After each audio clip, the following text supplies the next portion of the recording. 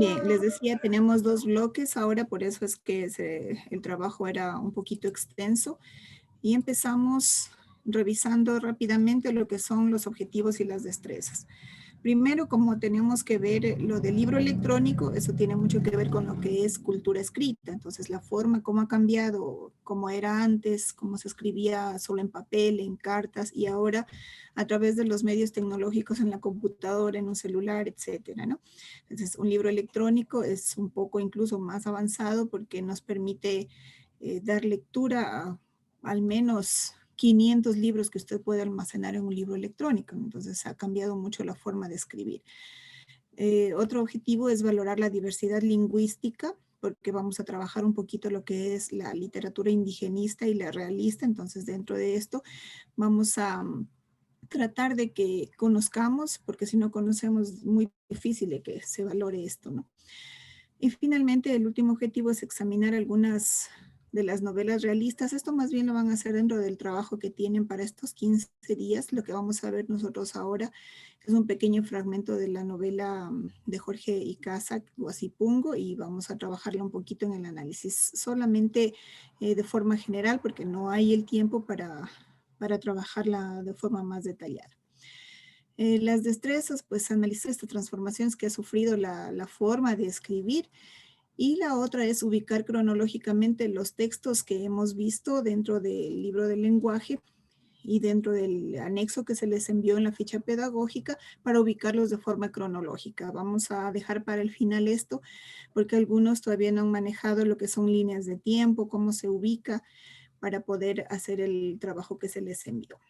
¿Sí? Entonces, en primera instancia, tenemos el libro electrónico, que algunos de ustedes a lo mejor lo conocen, muchos a lo mejor lo tienen inclusive, pero nosotros no estamos tan acostumbrados ni siquiera a leer, mucho menos para tener uno de estos aparatos y andarlo a llevar como una prioridad, ¿no? Aún no se pone de manifiesto la cultura de la lectura, el hábito de leer en los ecuatorianos. Definitivamente esto es una realidad. Ojalá no fuera así, ¿no? Ojalá pudiéramos primero tener acceso a libros y segundo tener el tiempo para leer algo, ¿no? Entonces, eso nos ayudaría mucho en nuestros análisis críticos, en el manejo de la ortografía. No puedo decir de la caligrafía porque tendríamos que manejar muy bien la escritura para empezar a mejorar la caligrafía en algunos casos. Otros tienen una excelente letra, ¿no? Y vamos a establecer cierta diferencia con el libro impreso o el de papel, que es mucho más común para nosotros. Entonces vamos a ver aquí un pequeño video para que entendamos la importancia o para que veamos la diferencia, ¿no? Javi, si me ayudas con... Últimamente se ha hablado mucho sobre los libros electrónicos. Si me ayudan confirmando, ¿se escucha? ¿No se escucha? Sí, Sí, el audio se escucha. se escucha.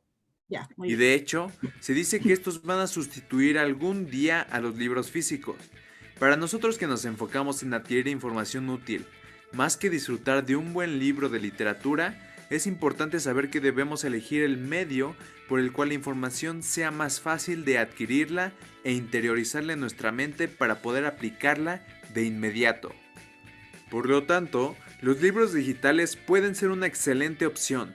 Debemos de eliminar esa mentalidad de escoger un libro nada más por el simple placer de tenerlo en las manos, hojearlo, olerlo y sentirlo. Aceptémoslo, a todos nos gusta eso, pero entiende que el fin de leer un buen libro es sacar los puntos más importantes para poder aplicarlos en tu vida. Entre las grandes ventajas de leer libros en digital podemos encontrar: ahorras dinero. Normalmente un libro digital es mucho más barato que un libro físico por obvias razones, ya que la empresa que los vende se ahorra desde el papel hasta una larga cadena de suministros para poder hacer que el libro llegue a ti. Por lo tanto, el dinero ahorrado te sirve para poder seguir invirtiendo en más conocimiento. Ahorras tiempo. ¿Cuántas veces no te ha pasado que deseas conseguir un libro y por una u otra razón lo consigues mucho tiempo después? Ya que puede que no esté disponible en alguna librería o que tengas que desplazarte a alguna. Incluso encuentras libros que ya no están disponibles en físico. Gracias a Internet, podemos consultar el libro en diferentes sitios y adquirirlo de inmediato, y hasta darle contexto para que sepas si estás haciendo una buena compra. Es menos estorboso. Ya sea un celular, una tablet o un lector electrónico, tiene capacidad para cientos y cientos de libros. Ya no te tienes que preocupar por estar cargando varios libros en tu mochila o por buscar más espacio para almacenarlos, en un lugar donde no se maltraten. Lo mejor de todo es que si llegas a requerir consultar alguno, puedes hacerlo de manera casi inmediata y en cualquier lugar. Sirve especialmente si viajas mucho. Evitas otras fuentes de información y herramientas, ya sea que estés aprendiendo un nuevo idioma o que quieras encontrar el significado de una palabra, puedes hacer la traducción y encontrar un significado de una manera inmediata, sin necesidad de estar usando un diccionario o andar consultando en un navegador. Así como también no necesitas luz externa para poder visualizar el contenido. Tienes una mejor organización, ya que nos gusta subrayar y hacer notas importantes, no solo se pueden hacer desde el mismo aparato, sin necesidad de lápices o post-its, sino que organiza todas las notas y pasajes subrayados de una manera muy eficaz una tras otra, haciendo que la consulta de esta sea demasiado fácil. Cuenta con servicios para lectores de alto rendimiento.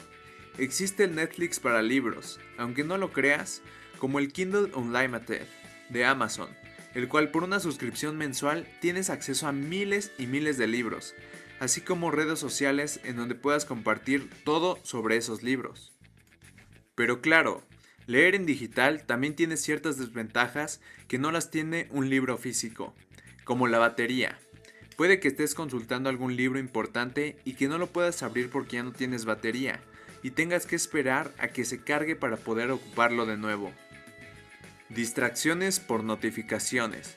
Si estás leyendo en un celular o en una tablet, es muy probable que te salgan notificaciones a cada rato y te distraigan, lo cual es muy molesto e interfiere en tu concentración, haciendo que tu lectura no sea nada agradable. No tendrás una gran biblioteca física. A pesar de que nos gusta adquirir información, también es importante a veces para seguir motivados ver los libros en físico, ya sea en tu biblioteca o en algún otro lugar. Esto no es para todos, sin embargo, tenemos que ver qué es lo mejor para nuestra vida y no solo enfocarnos en la estética y reputación. Hay más probabilidad de robo o daño. Si eres alguien que lee en prácticamente todos lados, es más probable que llames más la atención usando un aparato electrónico que usando un libro, lo cual aumenta la probabilidad de robo o que se te caiga y se dañe tu equipo. Daño en la vista. Si lees solamente en celulares y tabletas, es muy probable que dañes tu vista a largo plazo, si lees por mucho tiempo, ya que el brillo de las pantallas no es el adecuado para ser soportado siempre por los ojos. Es importante señalar que prácticamente todas estas desventajas se pueden eliminar usando un lector electrónico, ya que está especialmente diseñado para leer libros en formato electrónico, haciendo que su batería dure semanas, que puedas leer sin cansar tu vista por el tipo de pantalla, que no haya distracciones por notificaciones, o que si te lo roban o lo extravías, puedes adquirirlo de nuevo por un costo muy bajo, inversión que la recuperas en muy poco tiempo por el precio de los libros. Los libros electrónicos son una excelente herramienta que puede ahorrarte muchos dolores de cabeza. Cuéntame en los comentarios cuál prefieres tú y cuál crees que es mejor para nuestro crecimiento masivo.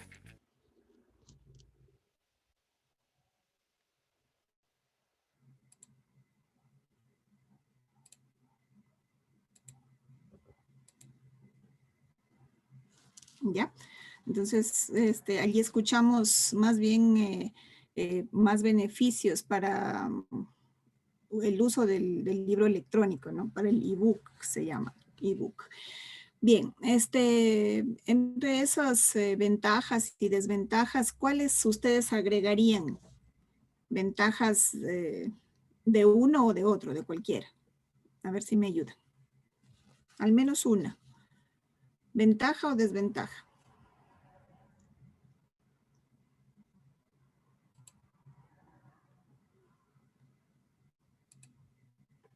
Si no lo conocíamos antes, ya lo conocimos ahora, el libro electrónico. ¿Qué ventaja tiene o qué desventajas tiene? Aparte de las que ya nombraron. Yo diría que, eh, a ver, una ventaja sería que un libro electrónico podemos tener más conjuntos, más libros para poder leer, imagino, ¿no? Bien, ya. Y una desventaja sería que nos cansa la vista y nos daña un poco la vista estar tanto tiempo en una máquina. Muy bien. Ya, entonces ahí está una ventaja, otra desventaja. Henry, ¿me está diciendo algo, Javi?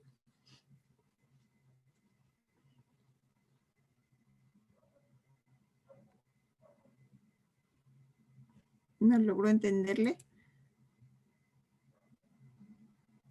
La verdad, no, ni yo lo escuché. No. Bueno, a ver, Natalie, una desventaja de los libros de papel.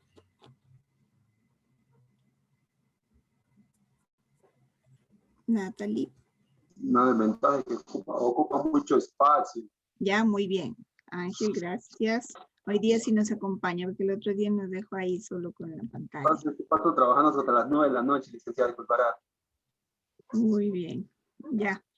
Muy bien, entonces, solamente de manera general, realmente una de las desventajas mayores que tenemos, especialmente los que nos gusta leer y a veces los que no nos gusta, pero deberíamos aprender a manejar este hábito, pues es precisamente que es difícil priorizar, o sea, comprarnos un aparato de estos solamente para tenerlo, para leer, ¿sí? Entonces, cuando uno es mamá, dice, no, mi prioridad es que ahora tengo que pagar la pensión de la escuela, o tengo que comprarle el uniforme a mi hija, o tengo que comprar la comida, y hay otras prioridades. Entonces, estas situaciones en las condiciones en las que estamos, es difícil que se conviertan en algo que nosotros podríamos o querríamos tener en este momento, ¿no? Entonces, hasta allí solamente para hacer la comparación entre un libro de papel y un libro electrónico, ¿sí? Para que nos quede y cerrar este bloque curricular que era muy cortito.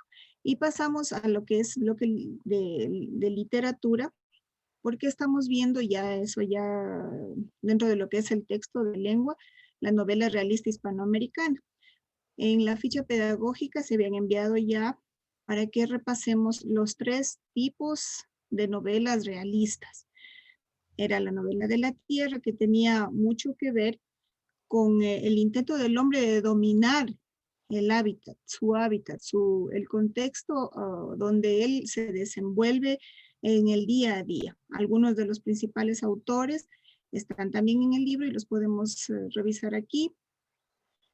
El otro tipo era la novela de la Revolución Mexicana. Obviamente, por su nombre, ustedes ya se pueden dar cuenta de qué pueden tratar este tipo de novelas en el tiempo de la Revolución. Pues entonces ahí se escribió estas novelas que hablaban precisamente de todos los sucesos que se manifestaron durante la Revolución en México. Y finalmente, a la que yo quería llegar y nos va a interesar porque está dentro del contexto que sí conocemos de alguna manera, es la novela social o indigenista. Esta se desarrolló no solo en el Ecuador, sino en todos los lugares de Latinoamérica, especialmente en donde existen los indígenas, ¿no? Las etnias, las que conocemos incluso de muy cerca, porque especialmente en la sierra y en el oriente ecuatoriano nosotros tenemos varias de ellas. Entonces los novelistas latinoamericanos mostraron un especial interés en hacer una denuncia social a través de lo que iban escribiendo. Entonces ellos no podían hacerlo de otra forma porque eh, era eran muy radicales al momento de darles un castigo cuando se enteraban de quién es la persona que está contra el gobierno o haciendo una especie de revolución, ¿no? En contra de las injusticias. Entonces, las personas que escribieron literatura buscaron en los libros, en su forma de escribir, la mejor manera de denunciar estos actos. Una de esas obras y muy representativa es la novela Huasipungo. en donde se denuncia la injusticia social y la explotación que sufren los indígenas. Hay problemas raciales de una sociedad americanizada y contrapuesta con nuestros indígenas, ¿no? Especialmente el indígena de la Sierra Centro y Norte. Y el principal representante, pues, es el escritor Jorge Casa. Habíamos manifestado que íbamos a tomar en cuenta a dos autores especialmente, Juan Rulfo, que es un escritor de la novela mexicana de la Revolución, y también a Jorge Icaza. En cambio, él es un novelista quiteño que más o menos estuvo en ese siglo y que escribió sobre estos temas de denuncia social y un realismo realmente muy crudo. Si usted lee esa obra, no solamente habla de la explotación al indígena en los trabajos de la obra como peón, sino también en las situaciones de violencia, de violaciones, de, de vulneración de todos los derechos que usted se pueda imaginar, a niños, a mujeres, a los jóvenes, a los hombres, etcétera, ¿no? Entonces, el lenguaje que utilizan en este tipo de obras, si usted no está preparado, le va a parecer hasta incluso vulgar, porque maneja la forma en que se comunicaban, ya quedan pocos rezagos de eso, las personas que vivían en el campo, ¿no? Que viven en el campo. En cuanto al estudio de esta obra, les he expuesto un fragmento pequeñito. Vamos a tratar de leerlo y hacer un pequeño análisis nada más, porque les decía que tenemos poco tiempo. Entonces, vamos a leer la primera parte y vamos a ir haciendo análisis lineal, ¿ya? Entonces, aquí me va a ayudar un voluntario, voluntaria. A ver, ¿a quién tengo aquí en primera? Teresita.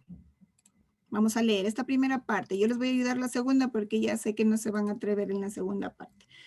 Y vamos a irla entendiendo, ¿sí? Entonces, a ver, Teresita nos ayuda.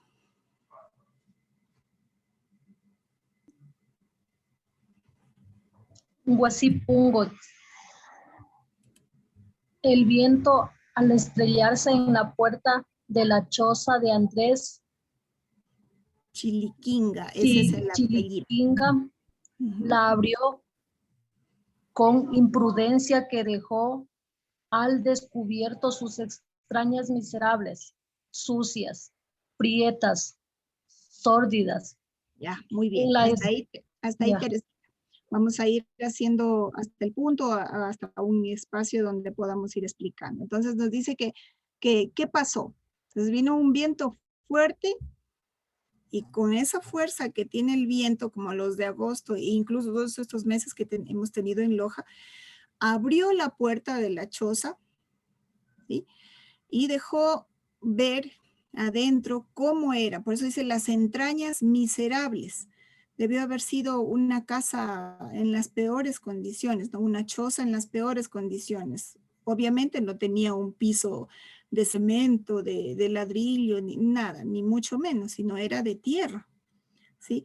¿Cómo se construían las chozas antes? Con los adobes que eran mezclados con paja y otros aditivos, ¿no? Aparte del agua, y construidos no exactamente midiendo ni los quienes trabajan en construcción lo saben mejor, ¿no?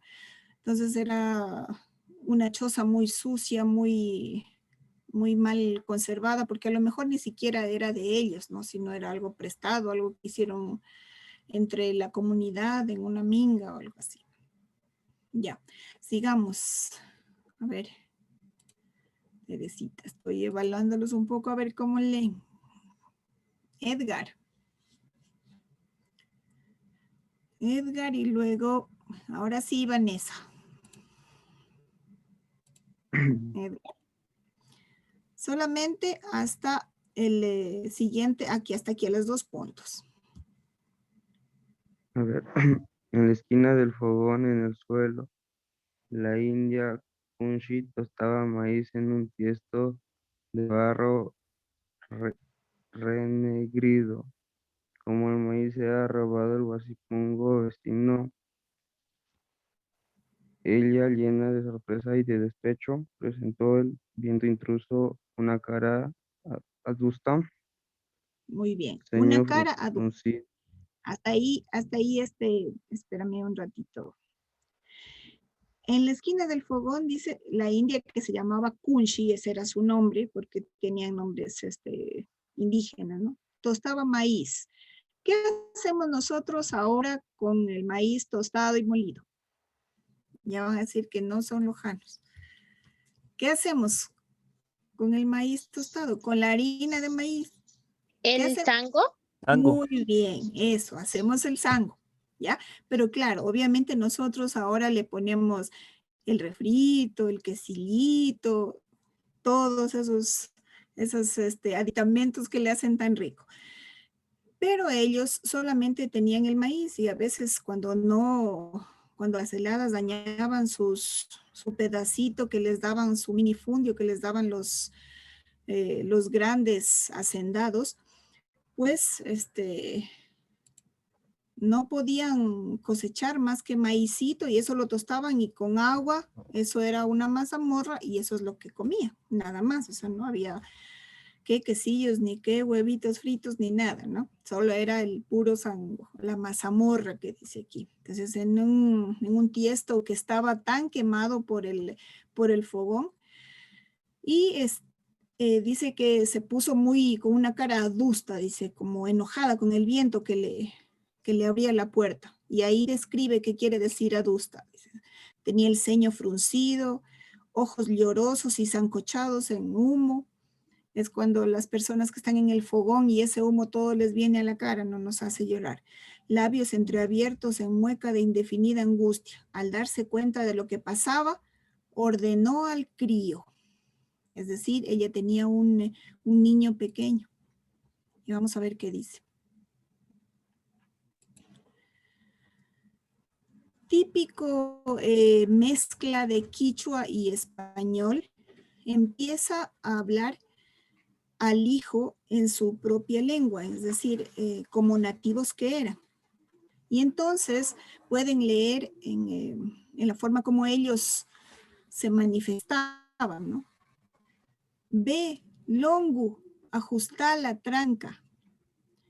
Ve, longu, ajusta la tranca. ¿Qué quiere decir? ¿Qué le mandó a hacer al niño? A que cierre la puerta.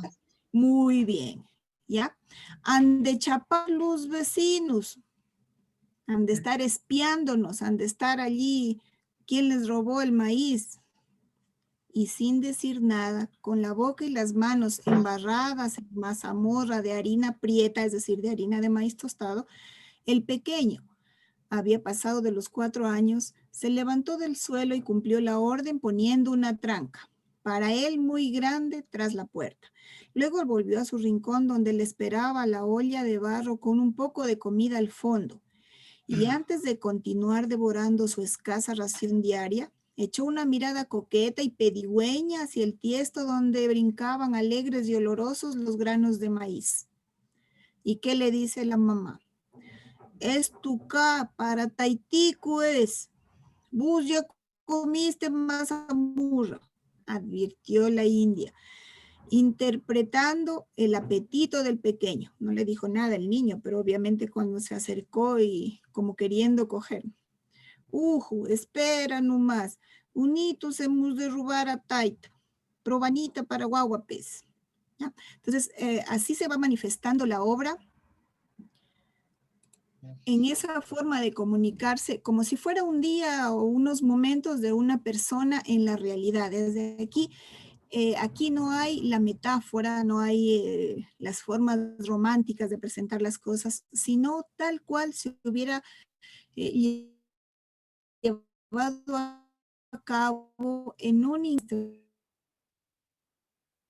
El fragmento dice, a pesar de la esperanza, el rapaz colgó la jeta.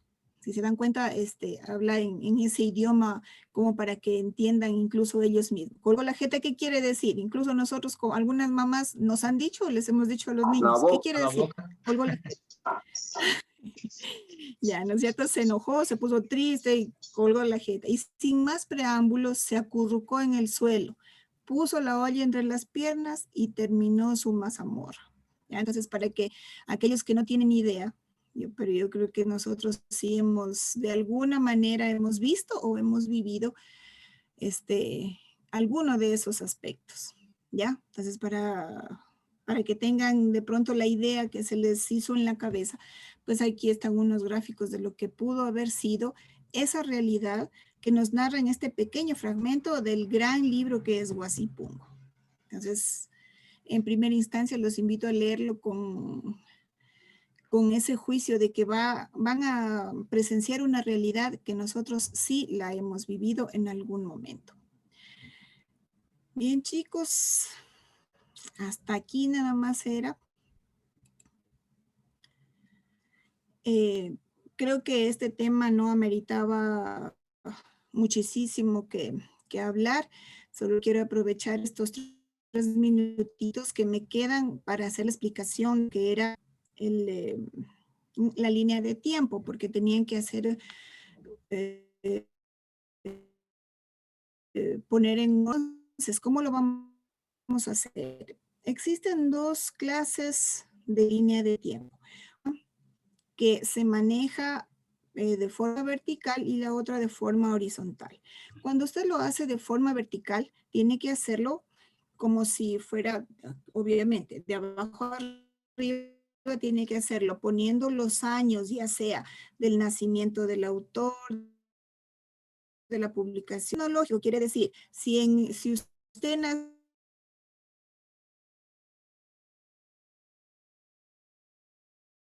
nació en 1900, tiene que ir en orden subiendo, y si lo hace de izquierda a derecha, pues tiene que ir ubicando a la izquierda el año más bajo e ir subiendo. Entonces, una línea, obviamente usted simplemente va a dibujar la línea y le va poniendo flechitas o separaciones para irnos dando cuenta cuando ubicó 1960, 1970, 1975 y así en ese orden para que no haya equivocaciones del orden cronológico, porque eso es lo que se califica en una línea de tiempo. Eso es lo que indica una línea de tiempo en cronología. Tiene que ir en orden. Si no está en orden, esa línea, por más linda letra o más bonita línea que haya hecho, no sirve. Entonces, por eso quería indicar para cuando hagan la tarea en la última pregunta, pues hay que hacer la ubicación cronológica de los textos que están allí. Usted fíjese en el año, porque aquí no hay que ubicar a autores, sino a textos. Fíjese en el año y coloque 1955, tal libro, tal autor. ¿Ya? Nada más. ¿Solo eso? Solo eso. Solo eso. Por eso quería indicarles. Algunas personas, sí, ya, dígame. es que yo ya copié con un poco de texto. No importa, no importa. ¿No importa? Los que ya me enviaron o los que ya tienen, no importa, me envían así. Pero los que no tienen, o sea, todavía no llegan ahí, entonces vamos a hacerlo así. La línea de tiempo y vamos ubicando autor, texto y año de publicación. ¿Sí? Exactamente en el orden cronológico que usted se dé cuenta que va cada texto, cada publicación de los textos, pero en la ficha pedagógica que yo les envié, tienen que darse cuenta que no está ordenado. Entonces, a usted le corresponde. Licenciada, una pregunta. Ya, Jacqueline. Entonces, digamos, solo se le pone el año, el autor y, o sea, lo que es el libro, ¿no?